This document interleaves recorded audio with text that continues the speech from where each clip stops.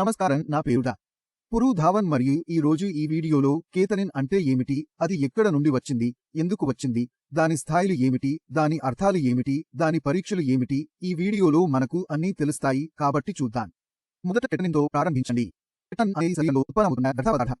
ఇది కండరాల జీవక్రియ సమయంలో మన కండరాలలో ఏర్పడే ప్రోటీన్ వ్యర్థ పదార్థం. ఇది ప్రతి ఒక్కరి శరీరంలో ఏర్పడుతుంది. ఇది నా శరీరంలో కూడా ఏర్పడుతుంది, ఇది ప్రతి ఒక్కరి శరీరంలో కూడా ఏర్పడుతుంది, మరియు ఇది దాదాపు ఒకే మొత్తంలో ఏర్పడుతుంది. ఇప్పుడు ఇది మన శరీరంలో ఏర్పడినప్పుడు మన మూత్రపిండాలు ప్రతిరోజు దానిని తొలగిస్తూ ఉంటాయి. ఇంకంటే మన కిడ్నీలు 24 గంటలు పనిచేస్తాయి. When it works 24 hours a day, it keeps removing waste little by little. Creatinine, urea, uric acid ఇలా అన్ని ఎలక్ట్రోలైట్లను బయటకు పంపి శరీరంలో సమతుల్యతను కాపాడుతుంది. ఇప్పుడు ఒకరి మూత్రపిండాలు చెడిపోతున్నప్పుడు వ్యర్థాలను ప్రాసెస్ చేసే సామర్థ్యం తగ్గడం ప్రారంభమవుతుంది. అందువల్ల మూత్రపిండాలు పనిచేసే సామర్థ్యం కూడా తగ్గించవచ్చు. కానీ ఇప్పుడు మూత్రపిండం దాన్ని శుభ్రం చేయలేకపోతున్నట్లు కెటనిన్ కూడా శరీరంలో ఉంటుంది. దాన్ని తొలగించలేకపోతోంది. That's why we see that when someone's kidney starts getting bad, the amount of ketamine in the body increases. ఇప్పుడు శరీరంలో కెటనిన్ మరియు యూరియా మాత్రమే కావాలి అనే ప్రశ్న ఉత్పన్నమవుతోంది. సమాధానం లేదు. మన శరీరంలో చాలా వ్యర్థ పదార్థాలు ఏర్పడతాయి. దీని నుండి కెటనిన్ మరియు యూరియా మాత్రమే కావు. ఇప్పుడు రిపోర్టుల్లో కెటనిన్, యూరియా మాత్రమే చూడగలరు. కేఎఫ్టి రిపోర్టులు వచ్చినప్పుడు అందులో కెటనిన్, యూరియా మాత్రమే రాసి ఉంటాయి. అది ల్యాబ్లో టెస్ట్ చేయడానికి చాలా సులభమైన వ్యర్థ పదార్థం మరియు దాని ఖచ్చితత్వం చాలా మంచిదిగా పరీక్షించగలరు. అందుకే కేఎఫ్టి అని పిలిచే ఈ పరీక్షను అభివృద్ధి చేశాను. కెటనిన్, యూరియా అగ్రస్థానంలో నిలిచాయి. ఇతర విషయాలు కూడా ఉన్నాయి, కానీ వాటిని చూడడం పనిలేదు. కాబట్టి మనం ఈ రెండు ఒకరి శరీరంలో కలిగి ఉంటే అప్పుడు వ్యర్థ పదార్థం కూడా కలిగి ఉంటుందని నమ్ముకోవచ్చు. రెండు ఉత్పత్తి స్థలం వేరుగా ఉన్నట్లు కావు. కండరాలలో కెటానిన్ ఏర్పడుతుంది మరియు కాలేయంలో యూరియా ఏర్పడుతుంది. లివర్ కాంపౌండ్ కూడా పెరిగి కండరాల సమ్మేళనం కూడా పెరుగుతుంటే కిడ్నీలో ఏదో సమస్య వస్తుంది. యూరియా పెరిగి కేటనిన్ బాగానే ఉందంటే అది కాలేయ సమస్యే. కేటనిన్ మాత్రమే పెరుగుతుంటే యూరియా నార్మల్ ఉంటే అది ముందుగా ఉన్న సమస్య కాదు. కానీ మేము చూసిన విషయం, ఈ రెండు పదార్థాలు పెరుగుతున్నప్పుడు మూత్రపిండంలో ఏదో లోపం ఉంటుందని సూచిస్తుంది. ఈ రెండు పరిస్థితులు పెరుగుతున్నప్పుడు మూత్రపిండంలో ఏదో సమస్య ఉంటుందని తెలుసుకోవచ్చు. ఇప్పుడు స్తరాలను ఆధారంగా మేము రోగిని వర్గీకరించాము. ఎందుకంటే మనం ప్రతి వ్యాధి గురించి వింటున్నాం. క్యాన్సర్లో దశలు ఉన్నాయి. అదేవిధంగా మూత్రపిండాల వైఫల్యంలో కూడా దశలు ఉన్నాయి. అందువలన మూత్రపిండాల వైఫల్యం రోగిపై ఎంత పని అవసరమో తెలుసుకోవచ్చు. రోగి ఏ దశలో ఉన్నాడు, ఇది చికిత్సలో పెద్ద తేడాను కలిగించదు. కానీ ప్రధానమైన విషయం, ఇది రోగిని వర్గీకరించడం సులభం అవుతుందని అర్థం. రోగికి ఏ థెరపీ ఇవ్వాలో చెప్పాలి మరియు ఏ సమయంలో ఇవ్వాలో తెలియజేయాలి. అప్పుడే మనకు లాభాలు కలుగుతాయి. మరి దీనికోసం ఎలాంటి పరీక్షలు చేశాను? దీనికోసం చేసిన పరీక్ష ఏంటంటే జిఎఫ్ఆర్ పరీక్ష. దీనిని ప్రత్యేకంగా ఈజిఎఫ్ఆర్ అంటారు. ఈ ఎందుకు నిలబడుతుంది? ఈ అంటే అంచనా. జిఎఫ్ఆర్ అంటే గ్లోమ్యులర్ వడపోత రేటు. ఈజిఎఫ్ఆర్ అంటే ఈ విలువ. ఇప్పుడు జిఎఫ్ఆర్ విలువ ఎలా వచ్చింది? ఇది ముఖ్యం అవుతుంది. ఎవరికైనా జిఎఫ్ఆర్ విలువ లేదనుకోండి, అతనికి కేటనిన్ విలువ మాత్రమే ఉంది. అప్పుడు అతను తన జిఎఫ్ఆర్ను స్వయంగా లెక్కించవచ్చు. కాబట్టి మీరు ఏమీ చేయనవసరం లేదు. గూగుల్లోకి వెళ్ళి జిఎఫ్ఆర్ కాల్క్యులేటర్ రాయాలి. ఇప్పుడు మీ ముందు చాలా ఫలితాలు ప్రదర్శించబడినవి. వాటిలో దేనినైనా ఎంచుకోవచ్చు. కానీ నేను వ్యక్తిగతంగా ఇష్టపడేది మీ స్క్రీన్లో ఉంది. ఇది యూఎస్కు చెందినది, కానీ ఇది మంచిది. ఇప్పుడు మీరు మీ కెటనిన్ విలువను అందులో ఉంచుతారు. ఎంజిపై రాసిన యూనిట్లు డెసిలీటర్లు. మీరు దానిని ఎంచుకుంటారు. మీరు మీ వయస్సును పెడతారు. ఇప్పుడు మీరు కాలిక్యులేటర్పై క్లిక్ చేస్తారు. ఫలితం మీరే చూస్తారు. ఈ మీ రిపోర్టులో ప్రింట్ అవుతున్న ఫలితం ఉంది. ఇప్పుడు మీరు కాల్కులేటర్ ఉపయోగించి ఇది చేయాలని అనుకున్నారు.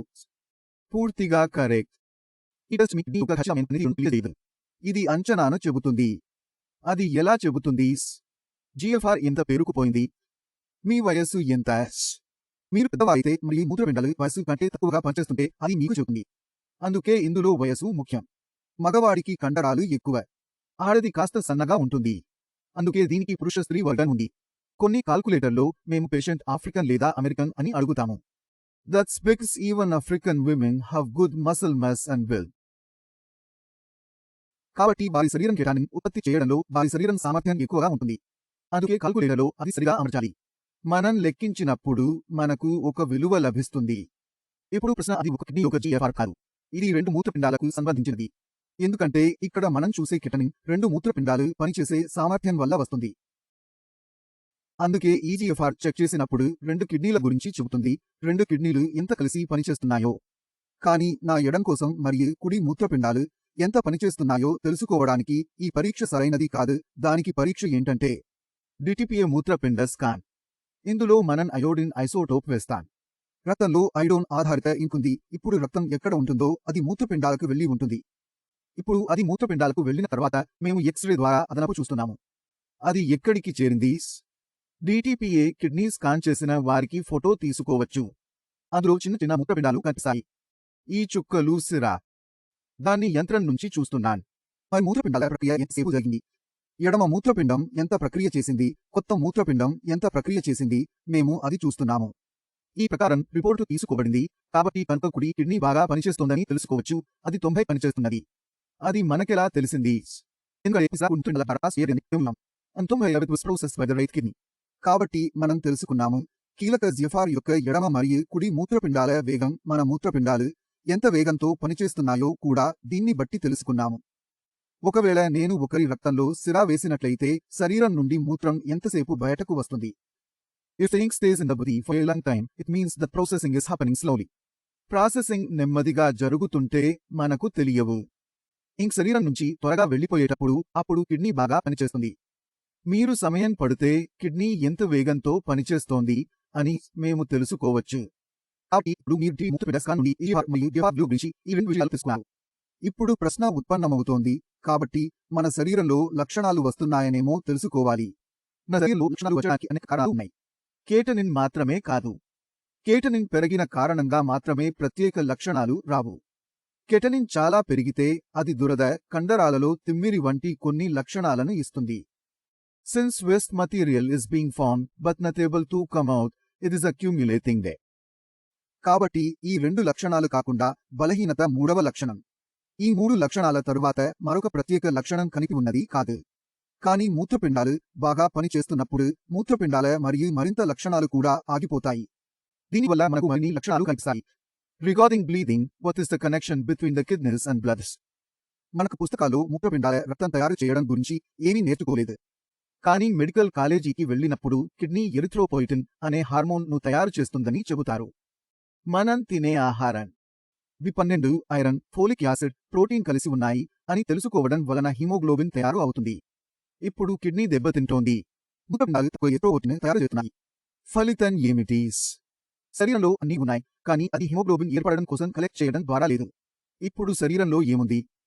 హిమోగ్లోబిన్ తగ్గడం మొదలైంది. ఇప్పుడు హీమోగ్లోబిన్ కారణంగా శ్వాసం, ఆందోళనలు, నిద్రలో పెరిగిన మరియు నిద్ర కోల్పోవడం వంటి లక్షణాలు ఉంటాయి.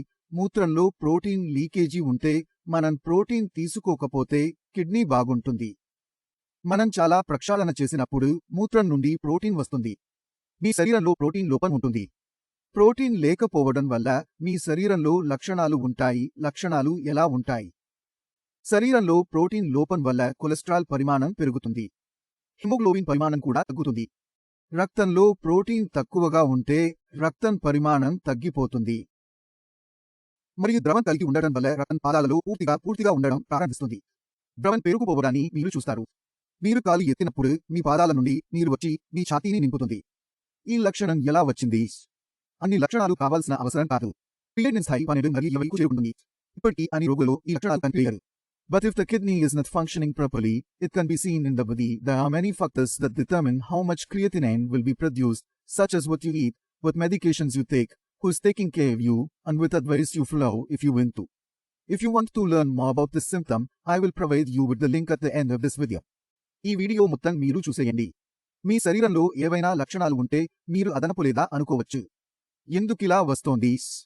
నేను ఆశిస్తున్నాను మీరు క్రియేటినిన్ ఎక్కడ మరియు ఎందుకు ఉత్పత్తి అవుతుందని క్లుప్తంగా అర్థం చేసుకోగలరు. దాన్ని చూసి మేము ఎలా అర్థం చేసుకోవచ్చు. శరీరంలో ఏమి జరుగుతోంది? మీకు ఏవైనా సందేహాలు ఉంటే నాకు అడగవచ్చు. నా డాక్టర్ బృందం అందుబాటులో ఉంది. క్రియేటినిన్ ఎలా తగ్గించాలో కూడా తెలుసుకోవచ్చు. ఇదితో నేను వీడియోలో ముందుకు వెళ్ళాలనుకుంటున్నాను. తర్వాతి వీడియోలో కలుద్దాం. అప్పటి వరకు నమస్తే.